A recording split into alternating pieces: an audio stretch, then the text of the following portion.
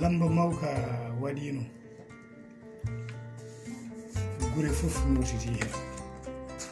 hen wuro fof ari arde mbiru mum ene ñanti mbiru mum ha yooɗi ene keeɓi caggal ene poɓɓana mbiru mum hen wuro wooro noon ari arde mbiru o ko jonta mbiru o ko to ko timmuɗo omo weli darde mbiru wawa yodde walla timmude ha ɓuura nden ɓe jettima oljo o ne heewi soble mbiruji ne leewo ene piye ndaalaji ene piye cohriji hunde nden waɗi fayida wuro fof noon ene heedi caggal mbiru mum ene foɓɓana ɗum ene yimana ɗum ene askira ɗum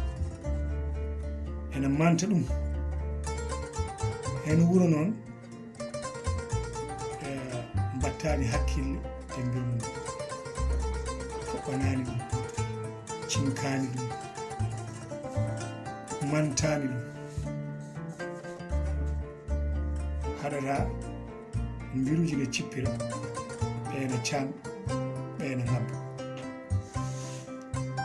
saha fof nana bargal munti nde yano ha ɓooyi ɓe paami ko ɗum kawgel mbiruji ne dokke jeenari mbiruji ne keptine micro central saha fof wawla dande ya ɓooyi tan dugo waɗi e dugo wanno tan hunde nde darti yimɓe ɓe eri namdade yidde andude ko ɗum woni tan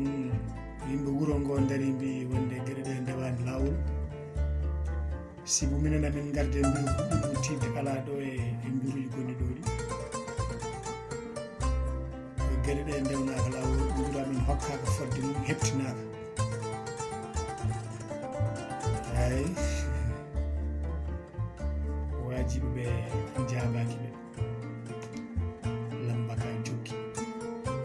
boɗiɗi gone fiiɗe mbiruji kadi gone fettade ene mberlo cawti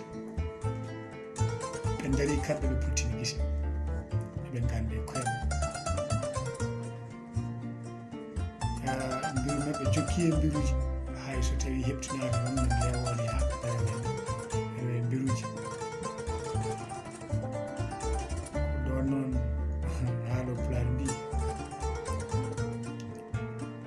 sa yeebima deftandi yumma tengani goɗɗo deftandi yumma sa arti tawata deftandi yumma woni mbalde